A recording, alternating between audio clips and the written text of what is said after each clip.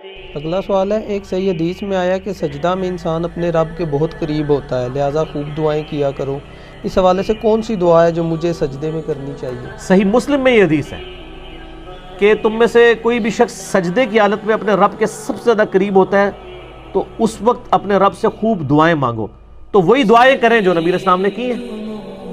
بخاری مسلم دونوں میں موجود ہے کہ آپ صلی اللہ علیہ وآلہ وسلم سجدے اور رکوع کے اندر سبحانک اللہم ربنا وبحمدک اللہم اغفر لی پڑھتے تھے۔ میرے نماز والے ریسرچ پیپر نمبر 8 میں بھی موجود ہے، سبحانک اللہم ربنا وبحمدک اللہم اغفر لی۔ اس میں اللہ کی حمد بھی ہے اور دعائیں مغفرت بھی ہے۔ یہ دعا آپ مانگیں جو نبی علیہ السلام خود مانگتے تھے، اور اس کے علاوہ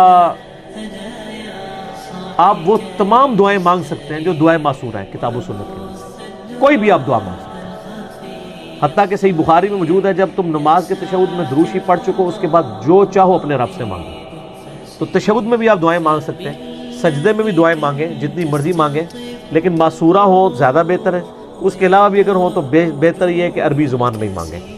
اور میں تو اکثر ایک ہی دعا آپ کو بتاتا ہوں، ایک ہی دعا سب سے کامل، جو بخاری اور مسلم میں حدیث ہے۔ انس بن مالک کہتے ہیں نبی علیہ السلام کوئی اور دعا کرے نہ کرے، یہ دعا آپ نے کبھی نہیں چھوڑی۔ سورۃ البقرہ کی آیت نمبر 201 میں جو آئی ہے، ربنا آتنا فی الدنیا حسنہ وفی الآخرۃ حسنہ وقنا عذاب النار۔ اور بخاری مسلم میں الفاظ ہیں اللہم کے ساتھ بھی ہیں، اللہم آتنا فی الدنیا، دونوں کو کمبائنڈ بھی آپ کر سکتے ہیں، اللہم ربنا آتنا فی الدنیا حسنہ وفی الآخرۃ حسنہ وقنا عذاب النار۔ ہم نے اپنے اذکار والے اس پہ بھی کارڈ پہ بھی لکھی ہے، یہ بخاری میں ہے 6389، مسلم میں جو ہے وہ 6840 ہے۔ یہ دعا آپ مانگیں اور دیکھیں اتنی کامل دعا ہے، اے اللہ دنیا میں بھی بھلائیاں عطا فرما دے اور آخرت میں بھی۔ سر کوئی چیز بچ گئی؟ اور ساتھ کہا کہ آخرت کی سب سے بڑی بھلائی دے دے، کون سی؟ وقنا عذاب النار۔ اب یہ مولویوں کی تسلی نہیں ہونا کہ وقنا عذاب القبری، وقنا عذاب الحشری، وقنا عذاب المیزانی، پتہ نہیں کہ کچھ لگایا، کیونکہ نبی علیہ السلام کی تعلیمات میں شاید ان کو اعتماد نہیں ہے۔ مرتے ہی آخرت شروع ہوگی، بخاری مسلم کی حدیث ہے۔ مرنے سے پہلے کی زندگی جو ہے وہ دنیا کی ہے اور مرتے ہی آخرت ہے۔ صحیح بخاری میں حدیث ہے کہ نبی علیہ السلام کی جب وفات کا وقت قریب آیا تو عبد الرحمن بن ابی بکر آئے۔ اما عائشہ کہتی ہیں کہ ان کے ہاتھ میں مسواک تھی، نبی علیہ السلام نے اشارہ کیا تو آپ نے مسواک مانگی، امت کی تعلیم کے لیے تھا۔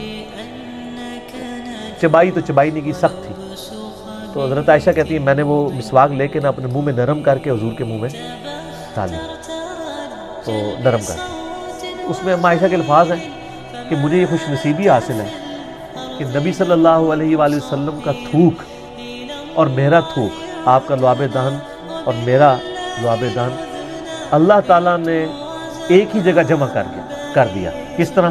جب حضور نے چبائی نہیں چبائی گئی تو وہ حضرت عائشہ نے ڈالا تو نبی علیہ السلام کا تھوک مبارک ادھر آیا، پھر جب حضرت عائشہ نے چبا کے گئی تو سیدہ عائشہ کا۔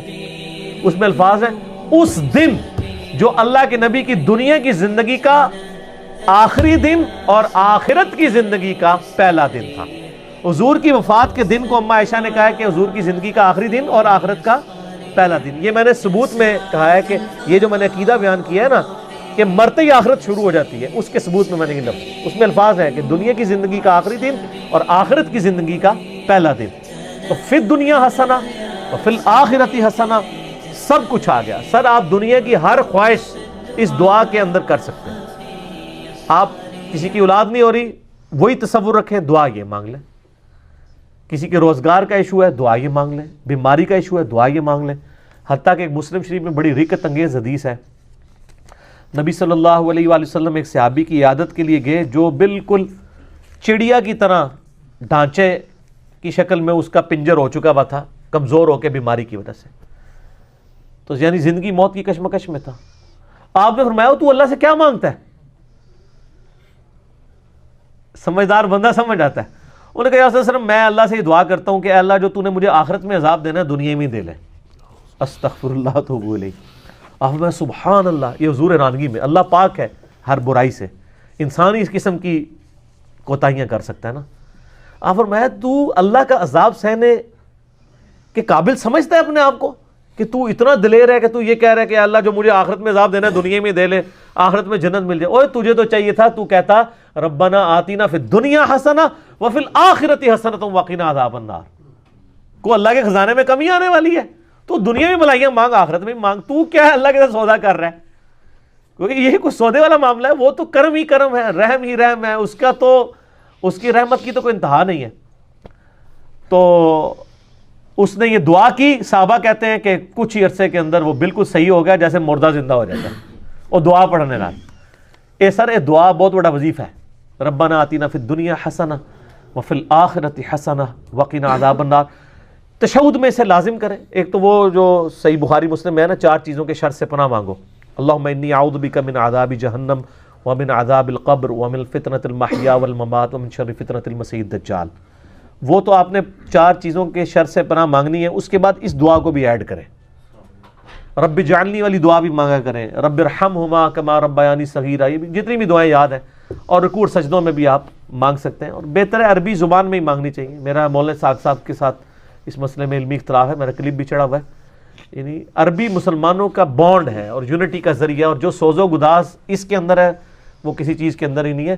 اور یہ کہنا ہے لوگوں کو ترجمہ نہیں آتا، سر ربنا آتینا کا ترجمہ یاد کرنے میں کتنا ٹائم لگتا ہے؟ ربنا اے ہمارے رب، آتینا ہمیں عطا کر دے، پھر دنیا اس دنیا میں، حسنہ، حسنہ تو لفظ اردو میں بھی استعمال ہوتا ہے، ٹھیک ہے، حسن عاقبت لفظ بولا جاتا ہے، وفی الآخرۃ حسنہ وقنا عذاب النار۔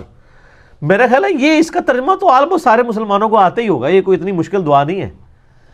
تو لوگوں کو اس طرف امفسائز کرے کہ وہ نبی علیہ السلام والی زبان بولے، عربی زبان کے اندر دعا کرے، ایک دعا ہی سب کچھ کور کرے گی، ٹھیک ہوگا۔